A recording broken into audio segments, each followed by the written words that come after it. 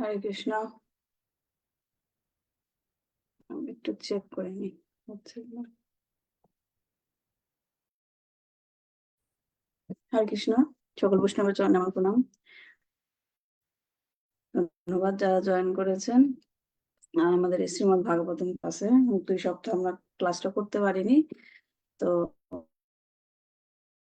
আজকে শিল প্রভুপাদের কৃপায় করতে যাচ্ছি।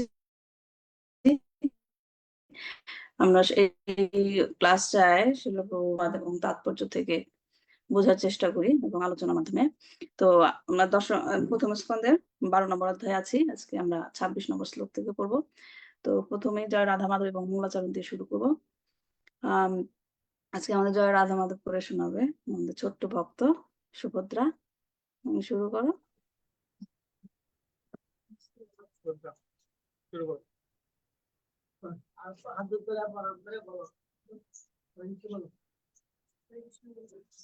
সুভদ্রা শুরু করো।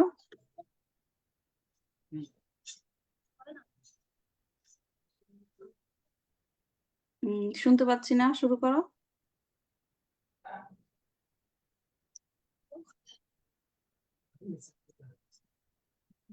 বলো।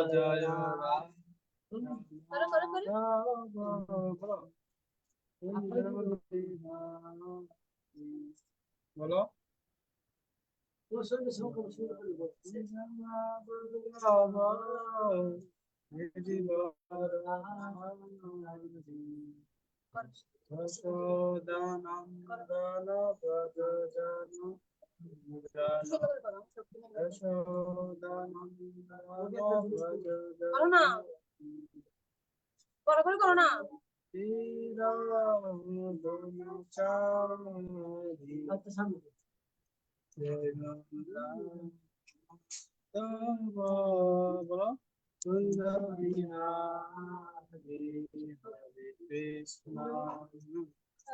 Krishna Krishna Krishna Hare Hare Hare Ram Hare Ram Ram Ram Hare Hare Hare Krishna Krishna Krishna Hare Hare Hare Ram Ram Hare Hare Hare Krishna Krishna Krishna Hare Hare Hare Ram Ram Hare Hare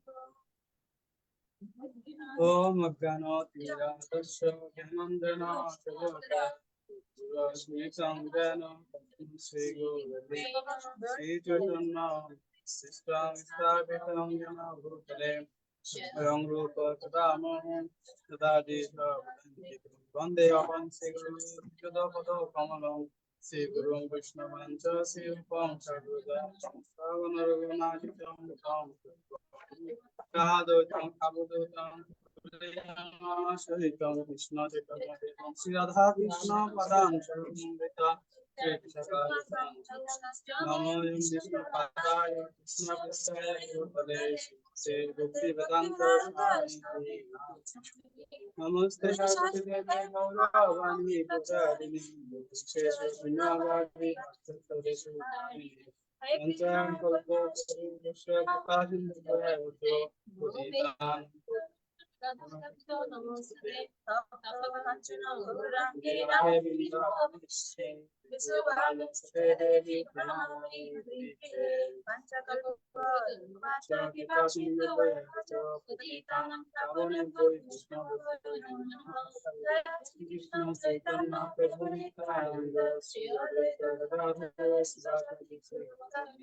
Hare Krishna, Krishna Krishna, Hare Hare, Hare Rama, Hare Hare.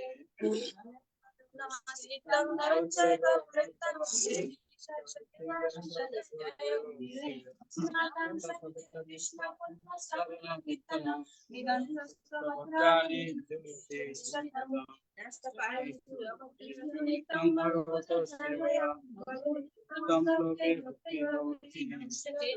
Om Namah Bhagavate Vasudevaya.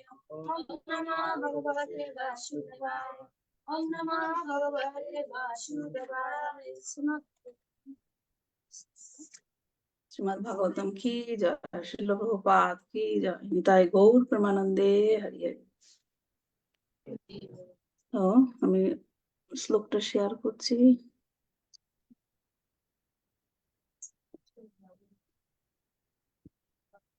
দেখা যাচ্ছে? হ্যাঁ মাতাজি দেখা যাচ্ছে। আচ্ছা,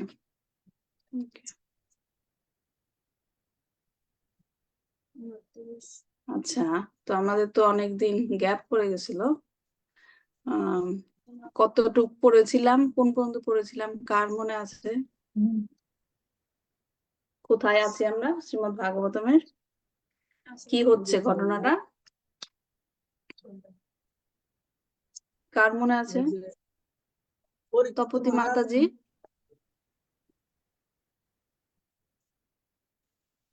হ্যাঁ মাতাজি। তপতি মাতাজি, হ্যাঁ আমরা কোথায় আছি শ্রীমদ্ ভাগবতম কি পড়ছি, কতটুকু পড়েছিলাম? পরীক্ষিত মহারাজের জন্ম। আমি কি শেষ ক্লাস করেছিলাম কিনা সেটাই তো বলতে পারছি না। আচ্ছা, আমরা কোন চ্যাপ্টারে আছি, মানে কোথায় আছি, কি হচ্ছে?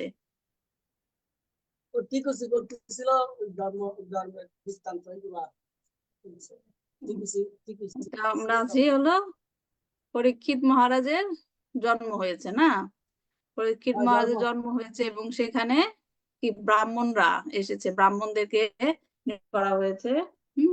ব্রাহ্মণরা পরীক্ষিত মহারাজ কেমন হবেন, হ্যাঁ কেমন হবেন সেগুলা বর্ণনা করছে। এবং যুধিষ্ঠির মহারাজকে পরীক্ষিত মহারাজের কে হন? যুধিষ্ঠির মহারাজ পরীক্ষিত মহারাজের কে হন? দাদু হন। হ্যাঁ, তিনি এখন ব্রাহ্মণদের কাছে জিজ্ঞাসা করছেন যে উনি পরীক্ষিত বড় হয়ে রাজর্ষি হবেন কিনা। একটা গুরুত্বপূর্ণ টার্ম ওয়ার্ড এটা, রাজর্ষি। রাজর্ষি মানে কি অর্চনা মাতাজি? রাজর্ষি মানে কি? হরে কৃষ্ণ মাধবী, রাজস্বী অর্থ হচ্ছে তিনি রাজ্যের রাজাও হবেন এবং ঋষিদের মতন আচার আচরণ হবেন। হ্যাঁ, ঋষিদের মতো জ্ঞানী হবেন।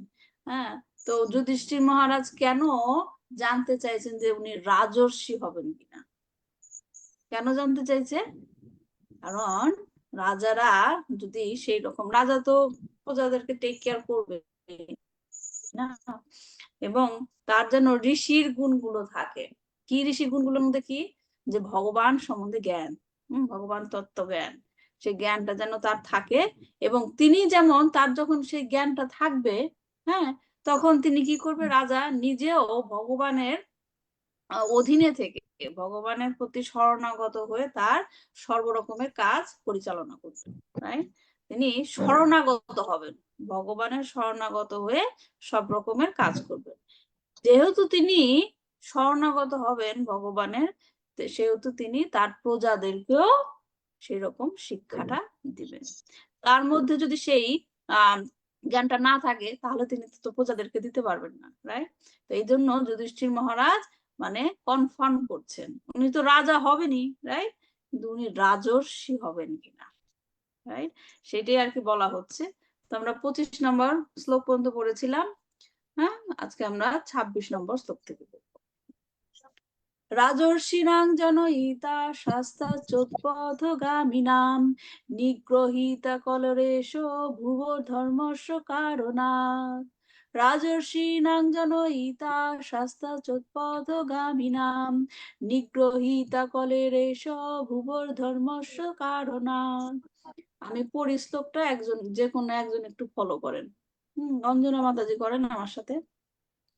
রাজর্ষিণাং জনয়িতা শাস্তা চোৎপথগামিনাম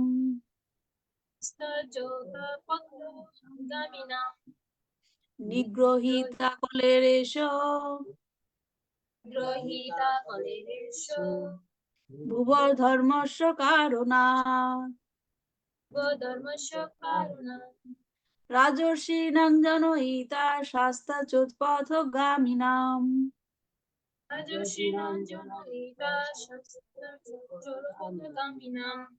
নিগ্রহীতা কলেরেশ ভুব ধর্মস্য কারণাৎ।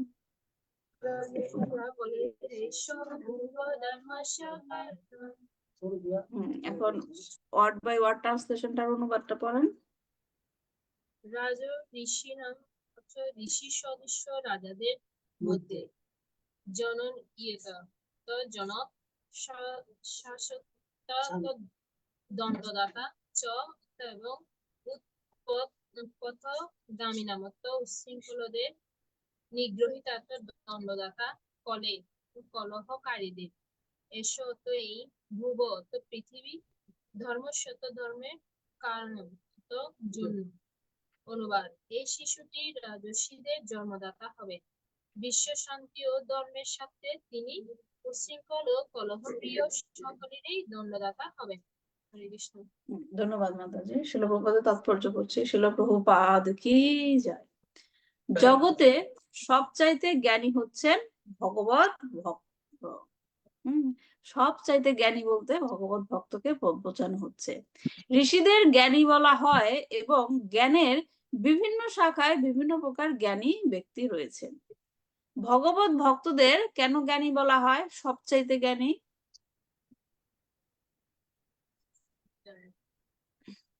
কেন বলা হয় ভগবত ভক্তদের সবচাইতে জ্ঞানী?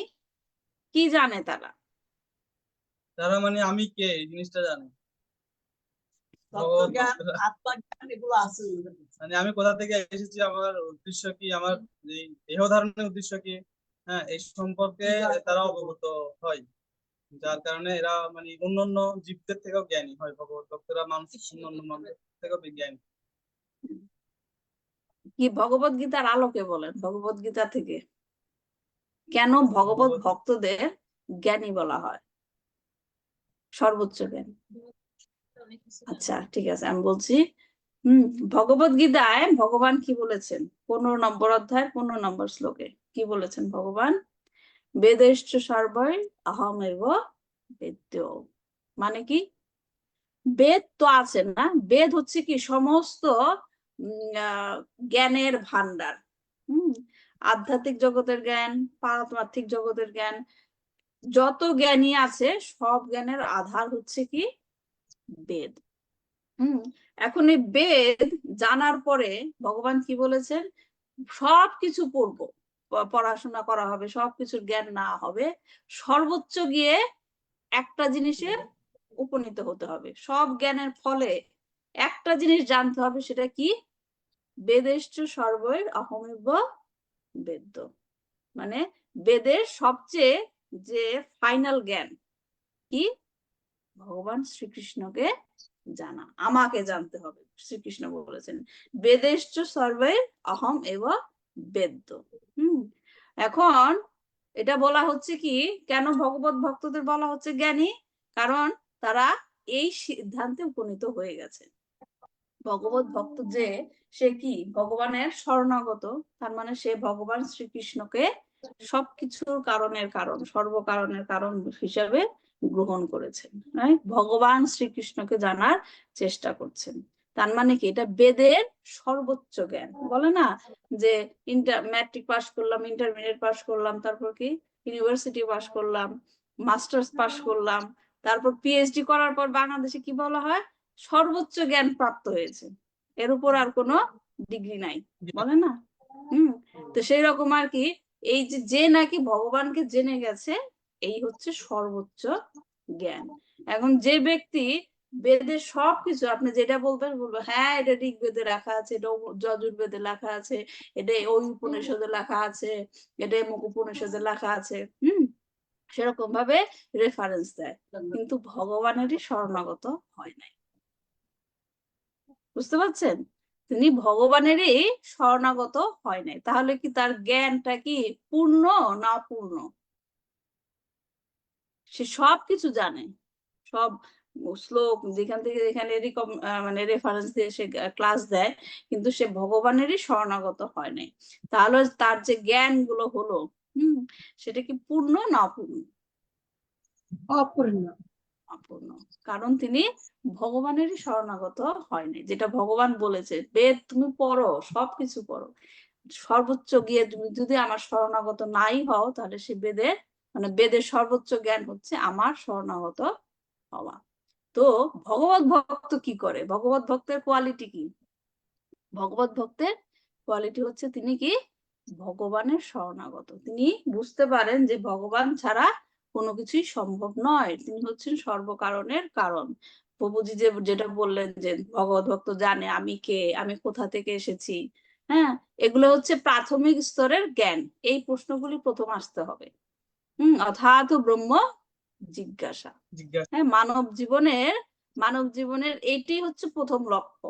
এটি হচ্ছে প্রথম লক্ষ্য, যে কি এই প্রশ্নগুলো তার মধ্যে আসতে হবে, এই প্রশ্নগুলো তার মধ্যে আসতে হবে। যেমন ভগবদ্গীতায় ভগবান বলেছেন যে গুরুর কাছে যাও, হ্যাঁ গুরুর কাছে যাও, গুরুর কাছে যাওয়ার পরে কি করতে হবে?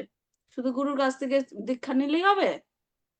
হ্যাঁ, কি করতে হবে? তাকে প্রশ্ন করো, তার কাছ থেকে জানো, তার কাছ থেকে জানো, এবং সেই জানার পরে তিনি যখন তোমাকে জ্ঞানটা দিবে, সেই জ্ঞানটা নিজের মধ্যে ট্রান্সফর্ম করতে হবে, রাইট? সে ট্রান্সফর্ম করার জন্য তারকে সেবা করতে হবে। বলেছে না ভগবান, ভগবত গীতায় বলেছে। তার কারণ ভগবান যে বলছে তাকে জিজ্ঞাসা করো, কি জিজ্ঞাসা করতে বলবে? ভগবান গুরু মহারাজ আমার ছেলে কবে পরীক্ষা পাশ করবে? গুরু মহারাজ আমার স্বামীর চাকরি নাই, চাকরি কবে হবে?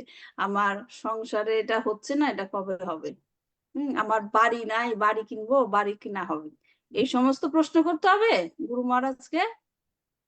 কি ধরনের প্রশ্ন করতে হবে? কি ধরনের প্রশ্ন? হরে কৃষ্ণ মাতাজি, প্রশ্নটা হবে যে আপনার চরণে আমাকে সমর্পণ করো। সেটা তো আপনি সমর্পণ করলেন, কিন্তু আপনাকে ভগবান শ্রীকৃষ্ণ বলছেন গুরু মহারাজের কাছে গিয়ে তুমি এনকোয়ারি করো, জিজ্ঞাসা করো। কি জিজ্ঞাসা করতে বলছে? কি জিজ্ঞাসা করতে বলছে? এই যে প্রভুজি যে প্রশ্নগুলো বললেন, জীবনের উদ্দেশ্য কি আমার? হ্যাঁ, আমি যে এখানে জন্ম নিয়েছি, কোথা থেকে এসেছি গুরু মহারাজ? হ্যাঁ, আমি কোথায় যাব? এই যে আমি মানব জন্ম নিলাম, এই মানব জন্ম আমার কি করতে হবে? হ্যাঁ, হ্যাঁ, আমি কেন এখানে এসেছি? হ্যাঁ, এবং ভগবানের কাছে যেতে কি কি আমাদের করণীয় সেইটা সেভাবে আমাদের প্রশ্ন করতে হবে। হ্যাঁ, ভগবানের কাছে, হ্যাঁ সেটাই আর কি। এর জন্য জিজ্ঞেস করতে হবে কি উৎসটা কি, আমি কোথা থেকে এসেছি এবং কোথায় আমি যাব, কেন এসেছি, কিভাবে যাব, তাই না? এই প্রশ্নগুলা যখন মনের মধ্যে আসবে, এটা হচ্ছে ফার্স্ট স্টেপ, যে মনের মধ্যে এই প্রশ্নগুলো আসবে। যখন এই প্রশ্নগুলো আসবে, তখন আপনি খুঁজবেন কাউকে, কে আমার এই প্রশ্নের উত্তরগুলো দিতে পারে, রাইট? সেটা হচ্ছে কি লুকিং ফর আ গুরু মহারাজ, মানে গুরুকে খুঁজতে হবে। হ্যাঁ, তখন তাকে গিয়ে জিজ্ঞাসা করতে হবে। যেমন সে জিজ্ঞাসা আবার কি, সেই প্রশ্নগুলো আবার কি, যে গুরু মহারাজ মানে এই মহারাজের সাথে দেখা হলো, মহারাজকে চ্যালেঞ্জ করার জন্য আমি প্রশ্ন করলাম, সেই রকম ভাবে সেই রকম মনোভাব নিয়ে প্রশ্ন করা উচিত না। জানার জন্য, আমি জানতে চাই। হ্যাঁ, এটা আমি প্রায়ই দেখি সাধারণত এই মানে যারা ছেলেমেয়েরা এখন বড় হচ্ছে, এই জগৎ মানে এই কি বলবো ছোট ছোট ছেলে মেয়েরা যারা বড় হচ্ছে তাদের মধ্যে এরকম প্রশ্ন আসে যে এগুলা যে তোমরা পড়াও, এগুলো যে তোমরা করো, আসলে কি এগুলা সত্য কিনা। দেখেন, প্রশ্ন করার ধরন দুই রকমের হয়। একটা হচ্ছে কি সন্দেহ নিয়ে প্রশ্ন, তুমি যেটা বলছো সেটা কি আদৌ সত্যি নাকি মিথ্যা। আবার আরেক ধরনের প্রশ্ন কি, এটা আসলে ঘটেছে কিন্তু আমি বুঝতে পারছি না, আমাকে বোঝাও। সেইভাবে প্রশ্ন করা, বুঝতে পারছেন? প্রশ্ন করা দুই রকমের হয়। এখন ভগবান এখানে যেটা বলছে প্রশ্ন করা, সেটা হচ্ছে সেকেন্ড টাইপের, যে জিনিসটা আছে আমি বুঝতে পারছি না, আমাকে তুমি বোঝাও। প্রথম প্রথম টাইপের প্রশ্নটা কি চ্যালেঞ্জ করা। তুমি এটা বলছো, এটা কি আদৌ সত্যি? ভগবান শ্রীকৃষ্ণ কি আসলেই ভগবত গীতা বলেছেন? প্রমাণ করে দেখাও। এটা কি challenging type question, right? Not that kind, মানে সেই রকম ভাবে প্রশ্ন না। তাহলে দ্বিতীয় টাইপের প্রশ্নটা কি হচ্ছে, সারেন্ডার, যে আমি যেগুলা বেদে যেগুলা আছে, ভগবান শ্রীকৃষ্ণ আসলেই ভগবত গীতা বলেছেন এবং তিনি যা ভগবত গীতায় বলেছেন সত্যি বলেছেন। হ্যাঁ, এখন আমি বুঝতে পারছি না, এটা হচ্ছে আমার কি ইনক্যাপাবিলিটি, অক্ষমতা, রাইট? তুমি আমাকে বোঝাও সেই জিনিসগুলো, সেইভাবে প্রশ্ন করা। হ্যাঁ, তো সেটাই বলছে ভগবান, যে প্রশ্ন করো, সেরকম ভাবে প্রশ্ন করতে হবে। এবং সে প্রশ্ন যখন নাকি গুরু তোমাকে উত্তরগুলো দিবে, প্রশ্ন করলাম উত্তর পেলাম বাস না, তা না। সে প্রশ্নগুলোর উত্তর যেটা দিল গুরু, সেটাকে আমার হৃদয়ঙ্গম করতে হবে, হৃদয়ের মধ্যে নিতে হবে। হ্যাঁ, সেটা করার জন্য নিজেকে তৈরি করতে হবে। কিভাবে তৈরি করতে পারবো? যেমন ধরেন, ছেলেমেয়েরা স্কুলে যায়, টিউশনে যায়। হ্যাঁ, আপনি ছেলে গেল ম্যাথ টিউশনে গেল, হ্যাঁ 1 ঘন্টার টিউশন করলো, হ্যাঁ বাস ম্যাথের কাজ শেষ হয়ে গেছে। এইভাবে 1 ঘন্টা করে টিউশন করলেই পরীক্ষা পাশ করে যাবে। তা কি সম্ভব? কি করতে হবে তাকে? ম্যাথ বুঝতে হলে টিচার যেটা টিউশনে পড়ায় দিল, এভাবে সম্ভব নয়। শিক্ষকের কথা শুনতে হবে এবং অনুসরণ করে সেটা মেনে চলতে হবে। হ্যাঁ, তাহলে কি করতে হবে, মানে টিচার আমাদের যেটা বললো, গুরুর নির্দেশ অনুযায়ী মানে পালন করতে হবে। সেটাই আমি বলছি, যে টিচার যখন ম্যাথের ক্লাসে ম্যাথ করালো, তখন টিচার কি বলে দেয়, বাসায় গিয়ে প্র্যাকটিস করবা, বাসায় গিয়ে প্র্যাকটিস করবা। এখন আমি শুধু গেলাম টিচারের কাছে, ম্যাথটা শিখলাম, টিচারের কথাটা আর শুনলাম না, যে টিচার বাসায় গিয়ে বলছে প্র্যাকটিস করতে, সেইটা আর শুনলাম না, তাহলে কি লাভ হবে? হবে না, যে লাভ হবে না, লাভ হবে হবে না। না। সেই রকমই যখন গুরুর কাছে আপনি কিছু জিজ্ঞাসা করবেন এবং সেই প্রশ্নের উত্তরগুলো যখন গুরু মহারাজ দিবে, সেই গুরু মহারাজের প্রশ্নের উত্তরগুলো হৃদয়ঙ্গম করার জন্য কি করতে হবে, আমাদেরকে এফর্ট দিতে হবে। কি এফর্ট? ভগবান গুরু মহারাজের বলেন কি করতে হবে, ভগবত গীতায় বলেছেন কি করতে হবে, গুরুর কথা শুনতে হবে না। পরিপ্রশ্নে না সেবয়া, গুরু মহারাজের সেবা করতে হবে। বুঝতে পারছেন আমার কথাগুলো? গুরু মহারাজের সেবা করলে তখন সে গুরু মহারাজ যে উত্তরগুলো দিল, সেটা তখন আপনার হৃদয়ঙ্গম হবে। সেবা কিভাবে করা যায়? গুরু মহারাজ এখন প্রশ্ন করতে পারেন, গুরু মহারাজের সেবা কিভাবে করতে পারবো? গুরু মহারাজ তো আমার সামনে নেই। গুরু মহারাজের সেবা কয়ভাবে করা যায়? 2 ভাবে। বলেন কিভাবে গুরু মহারাজের সেবা করা যায়? প্রভুজি আজকে চুপচাপ, প্রভুজি বলেন গুরু মহারাজের সেবা কয় ভাবে করা যায়? প্রচারের মাধ্যমে করা যায়, ওনার নির্দেশ অনুসারে আমি নিত্যকর্ম হিসাবে প্রতিদিন যে সেবা পূজা করি সেগুলোতে করা যায়। দুইটা তারপরে দুইভাবে করা যায় গুরু মহারাজের সেবা। দুইভাবে করা যায় মাতাজি। হ্যাঁ, কিভাবে? বপু সেবা আর বাণী সেবা, মানে তার শারীরিক ভাবে যে হচ্ছে যে সেবা করা হয় সেটা, আর হচ্ছে তার বাণী সেবা মানে তার নির্দেশ আদেশ উপদেশ পালন করার মাধ্যমে। সেটাই। এখন গুরু মহারাজের সেবা করা যায় 2 ভাবে, বপু সেবা, বাণী সেবা। বপু সেবা যদি কাছে থাকে, হ্যাঁ, আর বাণী সেবা হচ্ছে তার ইনস্ট্রাকশন, এবং শিল প্রভুপাদ বলেছেন যে বপু সেবার চেয়ে বাণী সেবা হচ্ছে গুরুত্বপূর্ণ। তো যাই হোক, তো এই কারণে বলা হচ্ছে যে জগতে সব চাইতে জ্ঞানী হচ্ছেন ভগবত ভক্ত। এই লাইনটা বোঝা গেল তো কেন বলা হচ্ছে ভগবত ভক্তকে সর্বোচ্চ জ্ঞানী। ঋষিদের জ্ঞানী বলা হয় এবং জ্ঞানের বিভিন্ন শাখায় বিভিন্ন প্রকার জ্ঞানী ব্যক্তি রয়েছেন। অতএব রাজা বা রাষ্ট্রনেতারা যদি জ্ঞানী না হন তাহলে রাজ্যের অন্যান্য জ্ঞানী ব্যক্তিদের তিনি নিয়ন্ত্রণ করতে পারেন না। মহারাজ যুধিষ্ঠিরের রাজবংশে সমস্ত রাজারা ব্যতিক্রমহীন ভাবে তখনকার দিনের সবচাইতে জ্ঞানী ব্যক্তি ছিলেন। মহারাজ পরীক্ষিত এবং ভবিষ্যতে জন্মগ্রহণ করবে তার যে পুত্র জন্মেজেয়, তাদের সম্বন্ধেও সেই ভবিষ্যৎবাণী করা হয়েছিল। কিভাবে? এখানে বলছে যে এই শিশুটি রাজর্ষিদের জন্মদাতা হবেন। মানে তার ভবিষ্যতের কথা বলা হচ্ছে যে জন্মেজেয় তার যে পুত্র হবে তিনিও সেরকম রাজর্ষি হবেন।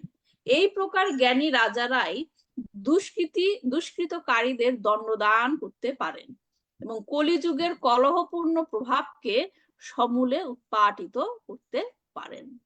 পরবর্তী অধ্যায়গুলোতে এটি স্পষ্টভাবে প্রকাশ পাবে যে মহারাজ পরীক্ষিত শান্তি ও ধর্মের প্রতীক গাভীকে হত্যা করতে চেষ্টা করার ফলে মূর্তিমান কলিকে বধ করতে উদ্যত হয়েছিলেন।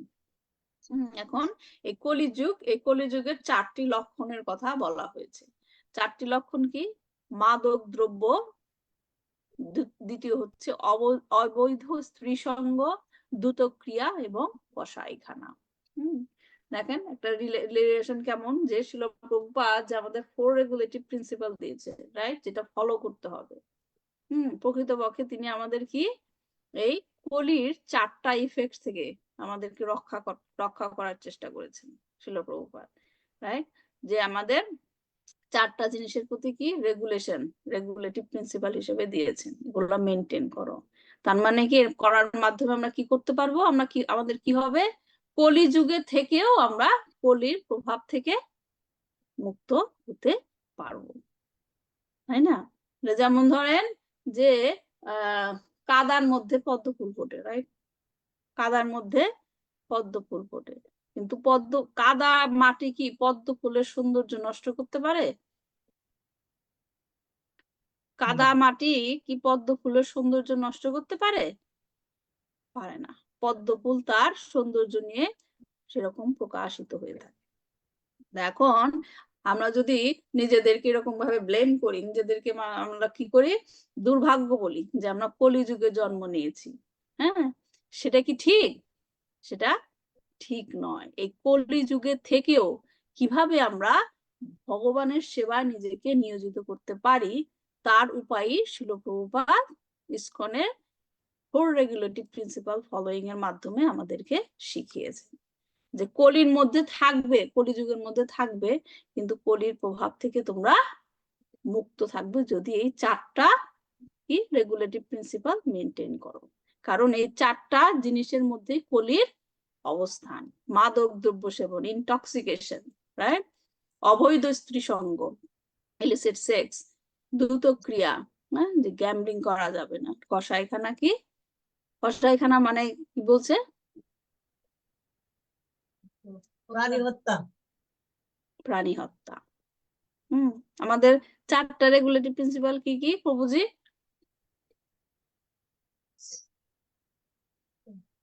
চারটা হচ্ছে যে আমিষ আহার বর্জন, দ্রুতক্রিয়া বর্জন, অবৈধ স্ত্রী সঙ্গ বর্জন, আর নেশা বর্জন, মাদক দ্রব্য থেকে বিরত হ্যাঁ, থাকা। সেটাই।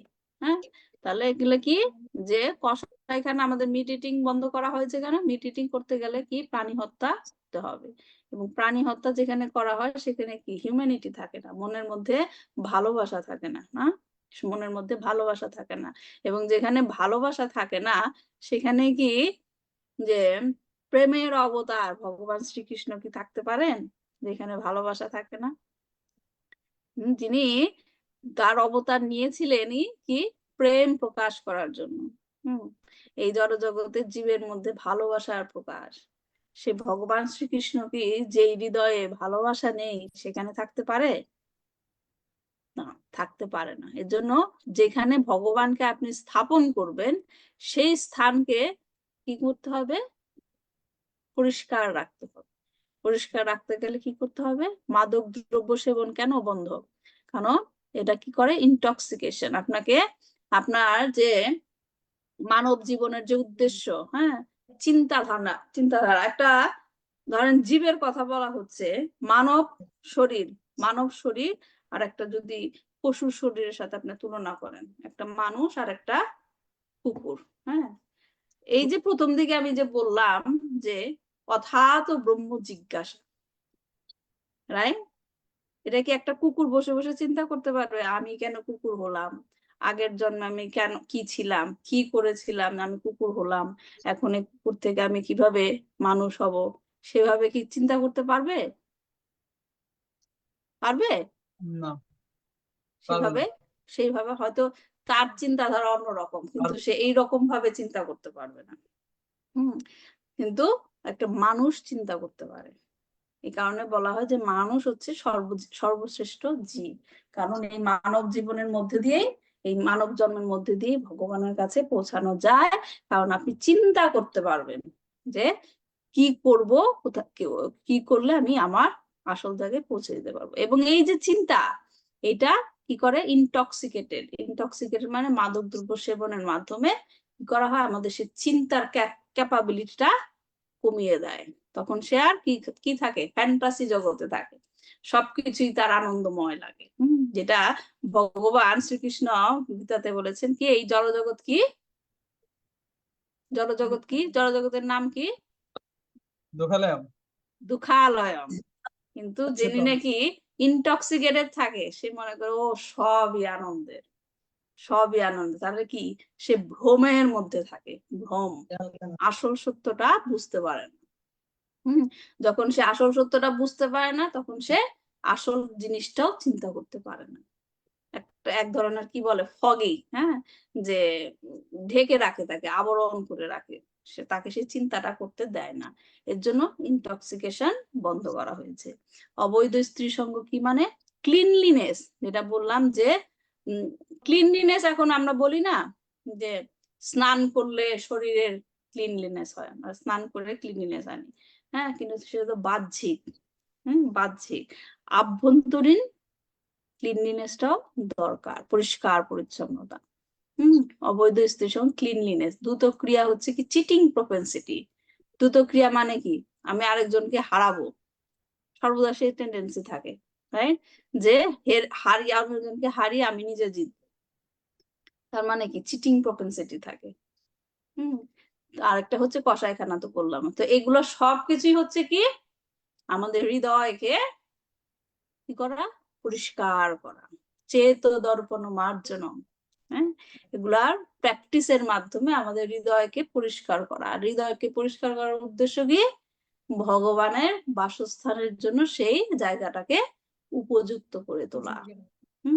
এবং যখনই ভগবান সেই হৃদয়ে প্রবেশ করবে, তখন আর ভগবানকে বের হতে দেবেন না। কিভাবে বের হতে দিবেন না, ভগবানকে হৃদয়ে ঢুকতে দিলেন, ভগবান ঢুকে গেল, তারপর কি হবে, ভগবানকে বের হতে দিবেন না। কিভাবে, তার প্রতি যে সেবা, ডিভোশনাল সার্ভিসের কন্টিনিউয়াস প্র্যাকটিসের মাধ্যমে। ঠিক আছে?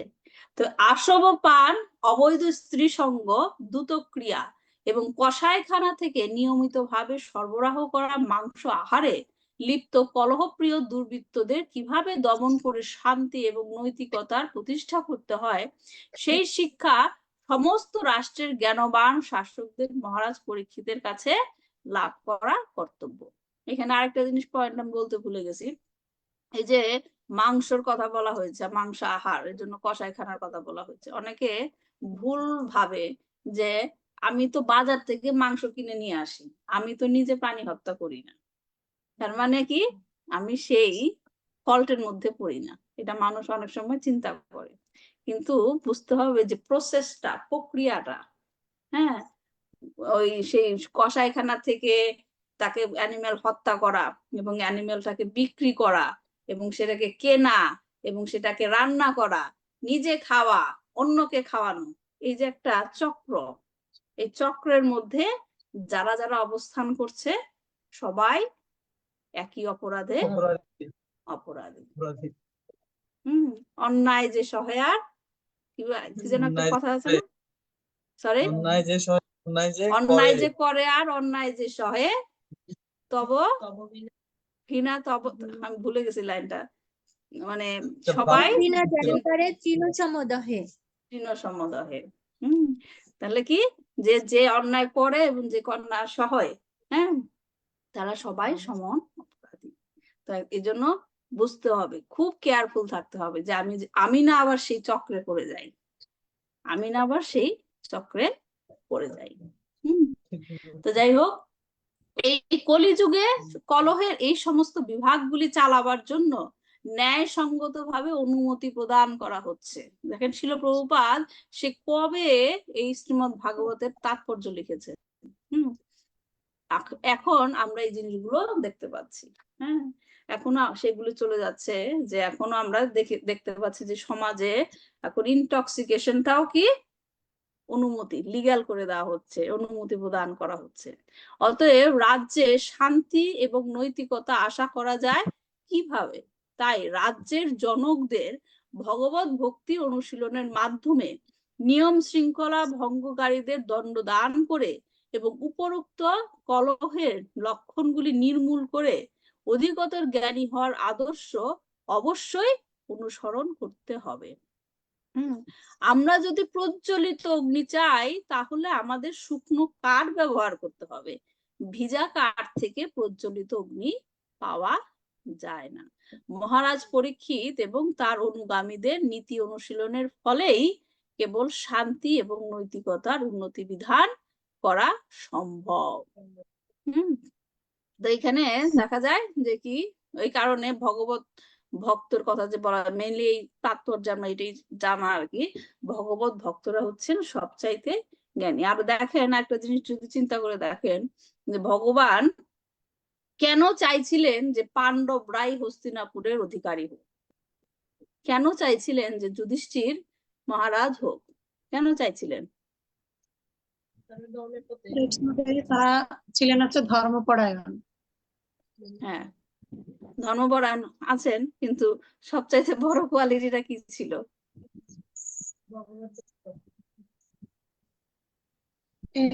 তারা ছিল ভগবানের ভক্ত। এটাই হচ্ছে পয়েন্ট, ভগবানের ভক্ত, তারা ছিল ভগবত ভক্ত। কারণে শ্রীকৃষ্ণ, ভগবান শ্রীকৃষ্ণ চেয়েছিলেন যে রাজত্ব, মানে রাজত্ব তাদের মানে অধীনে থাক, তারাই যেন রাজ্য শাসন করেন। এই কারণেই তার সকল প্ল্যান ছিল এই কুরুক্ষেত্রের যুদ্ধের মাধ্যমে পাণ্ডবদেরকে হস্তিনাপুরে কি করা, অধিকার, মানে তাদেরকে সেই রাজ্যের অধিকার দেওয়া। ঠিক আছে, তাহলে এখন আমরা 27 নম্বর শ্লোক পড়ি। তো 26 নম্বর শ্লোক পর্যন্ত বলা হলো যে তার ভবিষ্যৎ সম্বন্ধে কি হবেন তিনি। এখন সবচাইতে গুরুত্বপূর্ণ জিনিস 27 এবং 28-এ বলবেন ব্রাহ্মণেরা যে পরীক্ষিত মহারাজের মৃত্যু হবে কি করে। কি চিন্তা করে দেখেন, আপনি যদি একটু চিন্তা করেন, এই কথাগুলো বলা হচ্ছে কোন সময়ে? কোন সময়ে? যখন তার মানে জন্মের যে অনুষ্ঠানটা হচ্ছে, ধর্মের যে অনুষ্ঠানটা হচ্ছে নামকরণ অনুষ্ঠান, সেই, হ্যাঁ, সেই সময়ে তার মৃত্যুর কথা বলা হচ্ছে। তার মৃত্যু হবে কি করে? চিন্তা করেন যে ভগবানের ভক্তদের মানে তারা সবকিছু একসেপ্ট করে নেয়, যে ভগবান আমাদের জন্য যা কিছু ঠিক করে রেখেছেন সবই ঠিক, আমাদের শুধু নিজেদেরকে তার সাথে অ্যাডজাস্ট করে নিতে হবে। সবকে ধরেন ছোট একটা বাচ্চা যখন বড় করেন, হ্যাঁ, সে কিন্তু অনেক কিছুই চায় যে এটা আমার পছন্দ আমি করব, এটা আমার পছন্দ এটা আমি করব, কিন্তু মা বাবা, যে ঘরে মা বাবা, সে কি সবকিছু অ্যালাউ করে তার করার জন্য? সবকিছু অ্যালাউ করে? করে না মাতাজি, করে না। হ্যাঁ, কেন করে না? কারণ তারা তখন কারণ চিন্তা করে, যে এটা মানে কোনটা তার বাচ্চার জন্য ভালো হবে। হ্যাঁ, সেটা চিন্তা করে যে তার জন্য এটা ভালো হবে, তার জন্য এটা ভালো হবে। তো সেই রকমই যে সার্বিক ভাবে যদি আপনি দেখেন পুরা ওয়ার্ল্ডটা, হ্যাঁ, ম্যাটেরিয়াল ওয়ার্ল্ডটা, এবং ভগবান উপর থেকে দেখছেন সবকিছু। হ্যাঁ, তিনি বুঝতে পারছেন, কারণ তিনি কি জানেন? অতীত, বর্তমান, ভবিষ্যৎ সবকিছু সম্বন্ধে তিনি সর্বজ্ঞ। আমরা কি সেই রকম? আমরা যতই না। ফিউচার প্ল্যান করি, হ্যাঁ, ফিউচারে এটা করে রাখি, এটা সঞ্চয় করলাম, ভবিষ্যতে আমাদেরকে এটা হেল্প করবে। সাধারণ একটা ঘটনা আমাদের ফ্যামিলিতে, মানে আমার ফ্যামিলিতে বলবো কেন, সবার ফ্যামিলিতে হয়। হ্যাঁ, আমরা কি সেভ করার চেষ্টা করি না, যে সংসারের খরচটা একটু সেভ করার চেষ্টা করি। পরের দিনই দেখলেন আপনার রান্নাঘরে সিলিন্ডার নষ্ট হয়ে গেছে, অথবা আপনার ফ্রিজ নষ্ট হয়ে গেছে। হ্যাঁ, শেষ। তাহলে কি সেটা কি আপনার প্ল্যানে ছিল? আপনি সঞ্চয় করলেন 1 মাস ধরে। আমার রিসেন্ট এরকম একটা ঘটনা ঘটেছে যে আমাদের এরকম সঞ্চয় করছি, সকালে ঘুম থেকে উঠে দেখলাম আমাদের ভাড়াটিয়া তার বাথরুম ক্লগ হয়ে গেছে। সকালে উঠে দেখলাম, এবং সেখানে সেটা রিপেয়ার করতে গিয়ে $500 চলে গেল। তো আমি যখন, আমার হাজবেন্ড যখন, আমার প্রভু যখন সেটা পে করছে, তখন আমার নিজেরই হাসি আসলো যে আমরা কত চিন্তা করি এইভাবে সেভ করবো, মাসে এই টাকাগুলো জমবে, আমাদের জন্য সুবিধা হবে। কিন্তু প্ল্যান তো সে করে, মহা প্ল্যান তো ভগবান করে। আমরা সেভ করলাম আর $500 1 ঘন্টার মধ্যে চলে গেল। তো সেই রকমই আর কি ভগবানের ভক্তরা সেই রকম ভাবে, যে ভগবান আমাদের জীবনের জন্য প্ল্যান করে রেখেছেন, যা হবার হবেই। তিনি যা আমাদের জন্য ভালো রেখেছেন, আমাদের দৃষ্টিতে আমরা দেখছি যে এটা ভালো, এটা খারাপ। কখন আমরা ভালো খারাপ ভাবি? যখন আমাদের পছন্দ মতো কোনো কিছু ঘটে না। আমরা যেটা চাইছি সেটা আমাদের পছন্দ মতো যখন ঘটে না, তখন আমরা মনে করি এটা আমার জন্য ভালো হলো না, এই যে ঘটনাটা ঘটলো আমার জন্য ভালো হলো না। কারণ আমাদের ওই স্বল্প, আমরা বর্তমানটা দেখছি, কিন্তু আসলে এই যে বর্তমানে যেটা আমাদের জন্য খারাপ হচ্ছে ভাবছি, সেটা ভবিষ্যতে গিয়ে কি ভালো হবে সেটা শুধু ভগবানই জানে। এবং সে ভালোটা কখন হবে? যখন আমরা পূর্ণ সমর্পণ রূপে ভগবানকে বলবো আমার জীবনে যা ঘটছে ভগবান ঘটাচ্ছে, নিশ্চয়ই ভালো কিছুর জন্য ঘটাচ্ছে, তাই না? তাহলে আমাদের করণীয়টা কি? যা হবার হবে, ভগবানের প্ল্যান মতো হবে, আমাদেরকে শুধু সেই পরিস্থিতির সাথে অ্যাডজাস্ট করে নিতে হবে। এবং যদি গভীর দুঃখের সময় আসে, কি চাইতে হবে? ভগবানকে ব্লেম করব? গভীর দুঃখের না। সময় কি করতে হবে? না, কি করতে হবে তো তখন? ভগবান ভগবানের কাছে প্রার্থনা করতে হবে যে এই যে আমরা খারাপ সিচুয়েশনের মধ্যে দিয়ে যাচ্ছি, নিশ্চয়ই আমার পূর্বকৃত কোনো কর্মের ফল। হ্যাঁ, এবং সেটা অনেক বেশি হওয়ার কথা ছিল, তোমার কৃপাতে আমি সেটা কম ভোগ করছি, এবং যে যতটুকু আমাকে ভোগ করতে হবে তুমি আমাকে সেই শক্তিটা দাও, যেন আমি সেটা ভোগ করার শক্তিটা পাই এবং সেটাকে ওভারকাম করতে পারি। ঠিক আছে? তো চাওয়াগুলা, প্রার্থনাগুলা এইরকম হতে হবে। ঠিক আছে? তো যাই হোক, আমি একটু সাইড ট্র্যাকে চলে গেছিলাম। দেখি এখানে পরীক্ষিত মহারাজের মৃত্যুর কথা বলা হচ্ছে। তক্ষদাত্তনু মৃত্যুং দ্বিজ পুত্রোপসর্জিতা প্রপশ্যত উপশ্রুতু মুক্ত সঙ্গ পদং হরে। তক্ষদাত্তনু মৃত্যুং দ্বিজ পুত্রোপসর্জিতা প্রপশ্যত উপশ্রুতু মুক্ত সঙ্গ পদং হরে। কেউ পড়তে চান? তপতি মাতাজি পড়তে চান? হরে কৃষ্ণ। হরে কৃষ্ণ। तक्षकद आत्मनो मृत्युं द्विजपुत्र उपसर्जितात् প্রপৎসতে উপশ্রুত মুক্ত সঙ্গ পদম হরে। অনুবাদ: এক ব্রাহ্মণ তনয় কর্তৃক প্রেরিত এক তক্ষক নাগের মাতাজি দংশনে, ওয়ার্ড বাই ওয়ার্ড ট্রান্সলেশনটা পড়ে। সরি মাতাজি। তক্ষক থেকে আত্মনো তার নিজের মৃত্যু দ্বিজপুত্র ব্রাহ্মণ সন্তান উপসর্জিতাৎ প্রেরিত প্রপৎসতে আশ্রয় গ্রহণ করে উপশ্রুত শ্রবণ করে মুক্ত সঙ্গ সমস্ত আসক্তি থেকে মুক্ত পদম শ্রী পাদপদ্ম হরে শ্রীহরির। অনুবাদ: এক ব্রাহ্মণ তনয় কর্তৃক প্রেরিত এক তক্ষক নাগের দংশনে তার মৃত্যু হবে।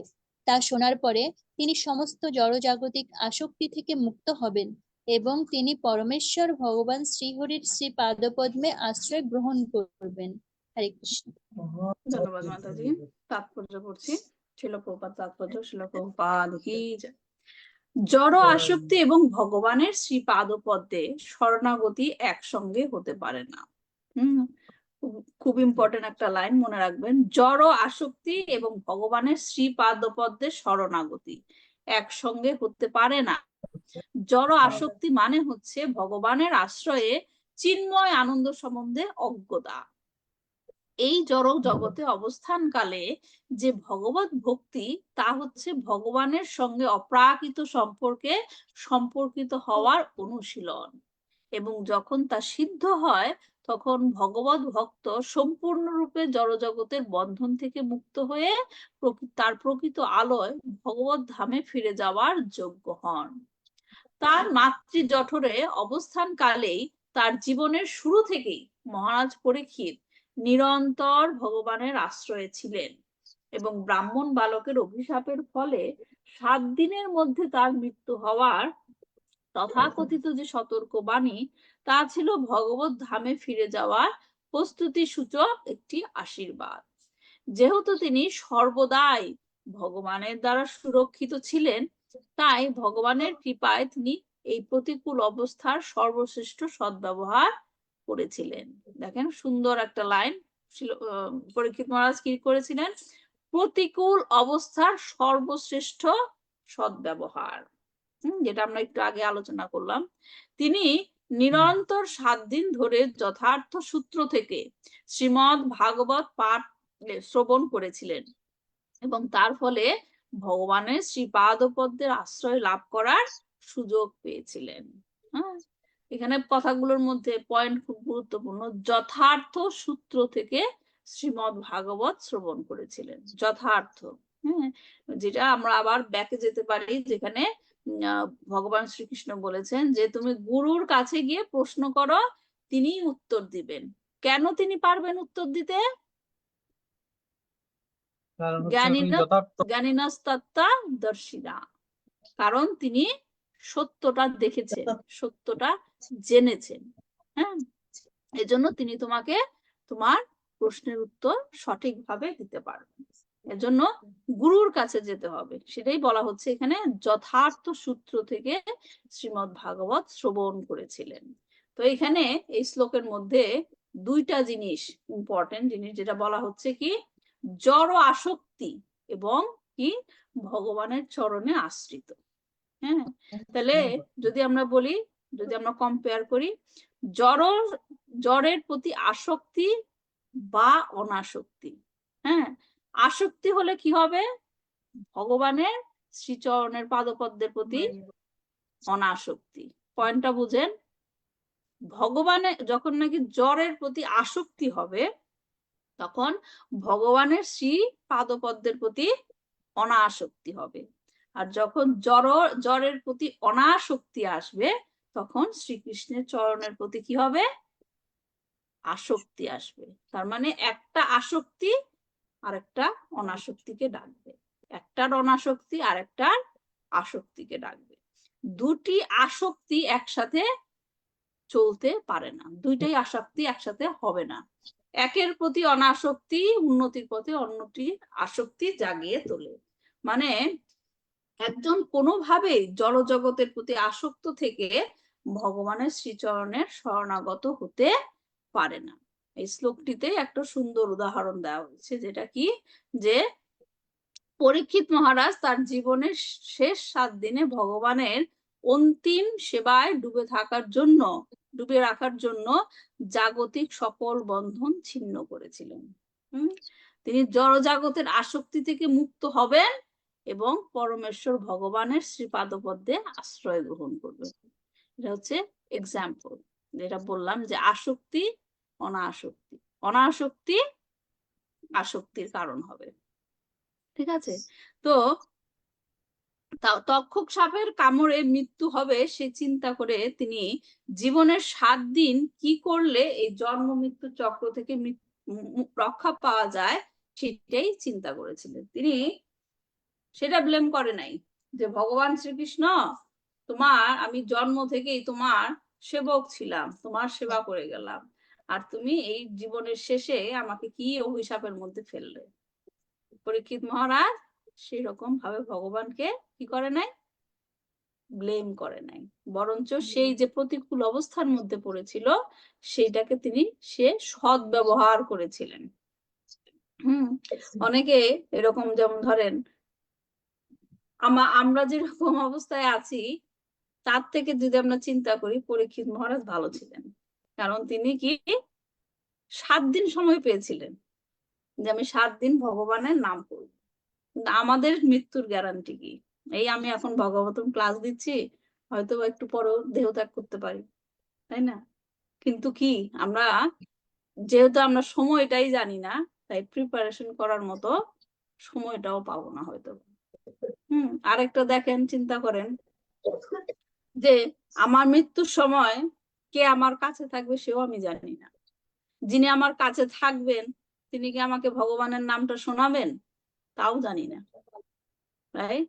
কিন্তু পরীক্ষিত মহারাজ কি করেছিলেন, সে সৎ ব্যবহার করেছিলেন। আমি জানতে পেরেছি কখন আমার দেহত্যাগ হবে, হ্যাঁ, তাহলে কি করব, আমি ঋষিদের আশ্রয়ে থাকবো এবং শ্রীমদ্ ভাগবতম শ্রবণ করব, যাতে আমি জীবনের শেষ মুহূর্তে ভগবানের নাম স্মরণ করে দেহ ত্যাগ করতে পারি। তার সাপের কামড়ে মৃত্যু হবে সেটা নিয়ে তিনি বিচলিত ছিলেন না। অনেকে এখন হয়তো আমি বললে এটা খারাপ শোনাবে, কিন্তু আপনি যদি ডিপলি চিন্তা করেন, অনেকের এটা সেন্সিটিভ ইস্যু, অনেকের শরীরে ধরা পড়ে যে তিনি আর বেশি দিন বাঁচবেন না, হ্যাঁ, অনেক কঠিন রোগ ধরা পড়ে, রাইট? হ্যাঁ, কিন্তু যদি আপনি এইভাবে চিন্তা করেন যে সে যদি এইভাবে টেক করে সেই পরীক্ষিত মহারাজের মতো, যে ভগবান আমাকে বলে দিয়েছেন যে তোমার শেষ সময় আসছে, তুমি নিজেকে প্রিপেয়ার করো, সেইভাবে যে সে যদি জিনিসটা গ্রহণ করে তাহলে তার সেরকম কষ্ট হবে না। কিন্তু সে যদি, আমি যদি এখন কাউকে, সেই লোককে গিয়ে এরকম বুঝাই, তাহলে বলবে যে আমার শরীর খারাপ, আমার দেহ ত্যাগ হবে, আপনি সেই জিনিস নিয়ে সেটাকে মজা করছেন, রাইট? এটা হচ্ছে, হ্যাঁ, সেন্সিটিভ একটা বিষয়। কিন্তু যদি আপনি থিঙ্ক করেন এইভাবে, এখন এই যে থিঙ্কিংটা, এই থিঙ্কিংটা কেন আসে, কাদের মধ্যে আসে? আমি যদি পরীক্ষিত মহারাজের এরকম ডেসক্রিপশনটা পড়ি, হ্যাঁ, তবেই না আমার মাথার মধ্যে চিন্তাটা আসবে, রাইট? হ্যাঁ, এবং যদি আমি ভগবত গীতা বলি, যে পড়ি, ভগবান নিজেই বলেছেন অন্তকালে চ মামেব শরণমুক্ত কালে বলাম জপ্রায়াতি নত ভাবাবম, হ্যাঁ, সেখানে বলেছেন যে অন্তকালে যিনি আমাকে স্মরণ করবেন।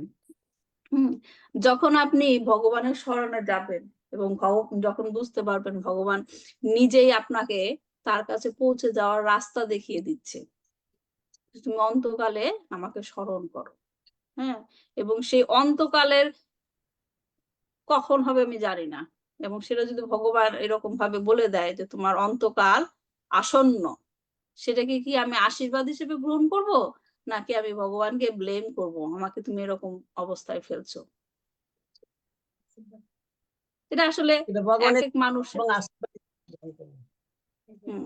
এখন এক একজন মানুষের মেন্টালিটির উপর নির্ভর করে কে কিভাবে এটাকে গ্রহণ করবে, রাইট? তো সেটাই যে পরীক্ষিত মহারাজ সেভাবে গ্রহণ করেছিলেন, আমার তো মৃত্যু হবেই, দেহ যখন ধারণ করেছি আমার একদিন না একদিন মৃত্যু হবেই, হ্যাঁ, কিন্তু সেই মৃত্যুটা যদি আমি গ্লোরিফাই করতে পারি, মানে ভগবান আমাকে আশীর্বাদ দিয়েছেন, আমাকে সুযোগ দিয়েছেন সেই মৃত্যুটাকে গ্লোরিফাই করার, আমি অন্তকালে ভগবানকে স্মরণ করতে পারবো, তাহলে সেই মৃত্যু ভয়টা আর থাকে না, সেই মৃত্যু ভয়টা থাকে না। তো এখন যেটা আমি প্রথম দিকে বললাম যে আরেকটা ডিফারেন্স, যে সাধারণ মৃত্যুর কথা সাধারণ মানুষের মধ্যে আর ভগবত ভক্তদের মধ্যে এই মৃত্যুর কথা। কারোর অন্নপ্রাশনে গেলেন এবং সরি কারোর জন্মদিনে গেলেন, এখন জন্মদিনের সময় কি করা হয়, তাকে হ্যাপি বার্থডে গান করা হয়। হ্যাপি বার্থডে গান করা হয় এবং আমি এরকম দেখেছিলাম প্রথম দিকে যখন আমি কৃষ্ণ কনসিয়াসনেস প্র্যাকটিস শুরু করেছিলাম, এক ভক্তের বাড়িতে তার মেয়ের জন্মদিনে গিয়েছিলাম। তো কেক কাটার সময় তারা সবাই প্রার্থনা করছে যে হ্যাপি বার্থডে সং তো গাইলো, তারপর তারা বলছে যে তুমি আর এই জড়জগতে ফিরে এসো না, তুমি এই জড়জগতে আর ফিরে এসো না। হ্যাঁ, তো সেই জিনিসটা এখন আমি বুঝতে পারি, কিন্তু তখন আমার মনে হয়েছিল জন্মদিনের সময় এরকম কিরকম আশীর্বাদ দিচ্ছে, মানে প্রার্থনা করছে যে তুমি আর এই জগতে ফিরে এসো না। কিন্তু এটাই হচ্ছে কি সর্বোচ্চ আশীর্বাদ, তাই সর্বোচ্চ আশীর্বাদ যে তুমি যেন এই জড়জগতে আর ফিরে না আসো। হ্যাঁ, তো সেরকম ভক্তরা সেইভাবে চিন্তা করে। হ্যাঁ, তাকে বলে না যে পরজন্মে এটা হও আবার ফিরে এসো, সেরকম না, কারণ তারা বুঝতে পারে যে এই দুঃখালয়ে যদিও তুমি আসো, ভক্ত ঘরে যেন জন্ম হয়, রাইট? এইরকম ভাবে আশীর্বাদ যে তোমার যদি জন্ম হয়, যেমন চৈতন্য মহাপ্রভু বলেছিলেন মম জন্মনি জন্মনীশ্বরে ভবদাত ভক্তি রহিত কি তুই, আমার বহু জন্ম হোক, আমার বহু জন্ম হোক, সেখানে আমার কোনো সমস্যা নেই, কিন্তু প্রত্যেকটা জন্মই যেন আমি তোমার ভক্ত হতে পারি, তোমার ভক্ত হতে পারি। তাহলে এই জিনিসগুলো একটু বসে বসে চিন্তা করলে দেখেন যে ভগবত ভক্তদের সাথে আর সাধারণ মানুষের সাথে চিন্তাধারার পার্থক্যটা কেমন, তারা কিভাবে একই সিচুয়েশন কিন্তু চিন্তা করে ডিফারেন্ট ভাবে। হ্যাঁ, তো এই কারণে আমি এখন ধরেন আপনি বুঝতেছেন আমার কথাগুলো, তাই আমি আমার কথাগুলো শেয়ার করছি, কিন্তু আমি যদি এমন একটা সমাজে গিয়ে এই সমস্ত কথা বলি যারা নাকি এই জিনিসগুলা টেক করতে পারবে না, তখন আপনার প্রতি বিরূপ মনোভাব হবে, রাইট? তো এই কারণে বলা হয় যে ভক্ত সঙ্গ যে করা, সেটা কি করতে হয় ইকুয়াল মেন্টালিটির মধ্যে, যে আমি যেটা বলবো সেটা সে গ্রহণ করতে পারবে। হ্যাঁ, মানে যেটা আমি দিব সেটা সে গ্রহণ করবে কি করে। তো এই কারণেই প্রিচিং এ যখন শুরু করেছিলাম, প্রিচিং করতে করতে জিনিসগুলো শিখছি যে কোথায় কি বলতে হয়, কিভাবে তারা গ্রহণ করবে। হ্যাঁ, তো যাই হোক, এখানে যে বলা হচ্ছে যে দেখতে পাচ্ছি যে পরীক্ষিত মহারাজের জন্ম পরবর্তী অনুষ্ঠানে ব্রাহ্মণেরা তার মৃত্যু কেমন করে হবে তা বলছেন, এবং সেই মৃত্যুটা যে মহিমান্বিত হবে সেই বিষয়ে বলছে। ভক্তরা জানেন জন্মিলে মরতে হবেই, এবং সেই মৃত্যুটা নিয়ে তারা ভয় পায় না, এবং কারণ তারা জানে যে মৃত্যুটা কি হবে, কি করলে সেই মৃত্যু ভয় থেকে রক্ষা পাওয়া যায়। তাই ভক্তরা কি করে, জন্ম এবং মৃত্যু নিয়ে ভাবে না। ভক্তরা জন্ম এবং মৃত্যু নিয়ে ভাবে না, তারা ভাবে কোন সময়টার কথা প্রভুজি? ভক্তরা জন্ম এবং মৃত্যু এই দুইটা জিনিস নিয়ে ভাবে না, কারণ জন্ম হলে মৃত্যু হবে, মৃত্যু হলে জন্ম হবে, হ্যাঁ, তাহলে ভক্তরা এই জন্ম এবং মৃত্যু নিয়ে ভাবে না, তারা ভাবে কোন সময়টা নিয়ে? আমরা কি করে ভগবত ধামে যাবো, ভগবানের সাথে লয় হয়ে যাব বা ভগবানের ধামে যাইতে পারবো, সেটাই চিন্তা করি। মৃত্যু জন্ম মৃত্যু হবে, এটা একদিন না একদিন হবেই, সেটা আমি এটা কেয়ার করি না। আমি চিন্তা করি যে ভগবানের শরণাগতি কিভাবে হইতে হবে, ভগবানের চরণ কিভাবে পাবো, জন্ম যেন ওনার চরণ ভগবত ভক্তি যেন আমার থাকে, সেটাই প্রার্থনা করি ভগবানের, সেটাই চিন্তা করি শুধু। তো আমি কোনো পদক্ষেপ থেকে সরে যাচ্ছি কিনা। তা আপনি যেটা বললেন, আমার প্রশ্নের আরেকটু আগে, মানে এক ধাপ আগে আপনি উত্তরটা দিয়েছেন। আমি প্রশ্নটা করেছিলেন কোন সময়টা নিয়ে ভক্তরা চিন্তা করে, আপনি যেটা বললেন যে অ্যাক্টিভিটি গুলি, রাইট? সে অ্যাক্টিভিটি গুলি কখন করবে? জন্ম এবং মৃত্যুর মধ্যবর্তী সময়টা, রাইট? মধ্যবর্তী, তার মানে কি হলো, আলটিমেটলি কি দাঁড়ালো, যে আমার জন্ম তো হয়েছেই, মৃত্যু তো হবেই, কিন্তু আমি আমার এই জন্ম মৃত্যুর সময়ের মাঝখানের সময়টা, এই জীবনটাকে, মানব জীবনটাকে আমি কিভাবে পরিচালিত করব যাতে আমার মৃত্যুটার পরে আমি ভগবানের কাছে ফিরে যেতে পারি। তার মানে কি আলটিমেটলি কি দাঁড়াচ্ছে, যে আমার জীবনে আমি ভগবান কৃষ্ণকে কিভাবে যুক্ত করতে পারি, রাইট? তাহলে সেটার নামটা কি, যে সদা সর্বদা আমি ভগবান শ্রীকৃষ্ণকে আমার সকল কর্মকাণ্ডে, সকল চিন্তাধারায় ভগবান শ্রীকৃষ্ণকে যুক্ত করব। এবং সেটার নামটা কি এক ওয়ার্ডে শিল প্রভুপাদ দিয়েছেন? কৃষ্ণ বাবা বলেন। বলে কৃষ্ণ ভাবনামৃত, কৃষ্ণ ভাবনামৃত, তাই তাই এটাই হচ্ছে, দেখেন প্রভুপাদ কত চিন্তা ভাবনা করে জিনিসগুলো মানে সে তৈরি করেছেন, নাম দিয়েছেন। যে বলে নাই যে ভগবান ভাবনামৃত, কি বলেছেন? কৃষ্ণ ভাবনামৃত, কৃষ্ণা কনসাসনেস। হ্যাঁ, তো কি জানলাম আমরা এই শ্লোক থেকে, যে জড়া শক্তি এবং প্রভুর আচরণের আত্মসমর্পণ কখনোই একসাথে হয় না। হ্যাঁ, যে অনাসক্তি, জড়ের প্রতি অনাসক্তি ভগবানের চরণের প্রতি আসক্তি জাগাবে। বাংলায় কথা আছে না একটা, যে দুই নৌকায় পা দিলে, দুই নৌকায় পা দিয়ে চললে গন্তব্যে সঠিকভাবে পৌঁছানো যায় না। গন্তব্য আগে টার্গেট করতে হবে, কোথায় আমার যেতে হবে, এবং সেই জায়গায় যেতে গেলে আমার কোন নৌকায় উঠতে হবে সেটা আমাকে নির্ধারণ করতে হবে। তো এখন প্রভুর চরণে সমর্পণ মানে কি? ভক্তির অনুশীলন, যেটা প্রভু বললেন যে আমি শুধু কিভাবে ভগবানের ধামে আমি পৌঁছে যাব সেটা আমি প্র্যাকটিস করবো, সেই চিন্তাধারা, সেটাকে কি বলে? ভক্তির অনুশীলন। এবং সেই ভক্তি কেমন হতে হবে? অন্নাভিলাষিতা শূন্যম জ্ঞান কর্মাদি অনাবৃতাম আনুকূল্যেন না কৃষ্ণানুশীলনম ভক্তির উত্তমাম।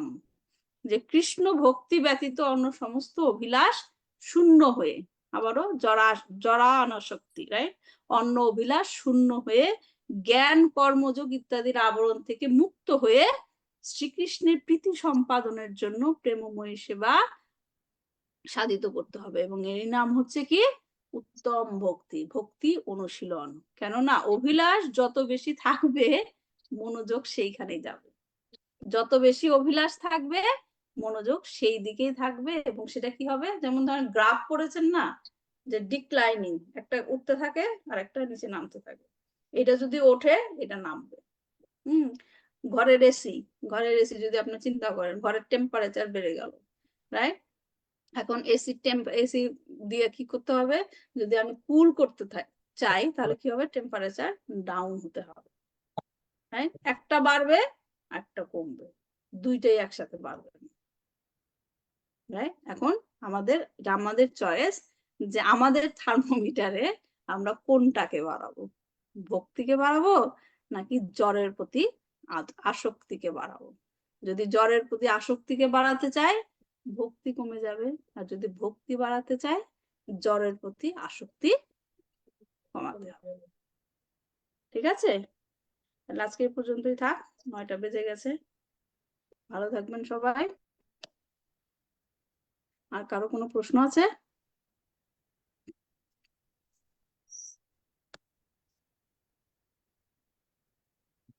তাহলে রাখছি। মাঞ্চাকল্পতরুভ্যশ্চ কৃপা সিন্ধুভ্যেব চ পতিতানাং পাবনেভ্যো বৈষ্ণবেভ্যো নমো নমঃ। শ্রীমদ্ ভাগবতম কি জয়, শিল প্রভুপাদ কি জয়, নিতাই গৌর প্রেমানন্দে হরি হরি বল।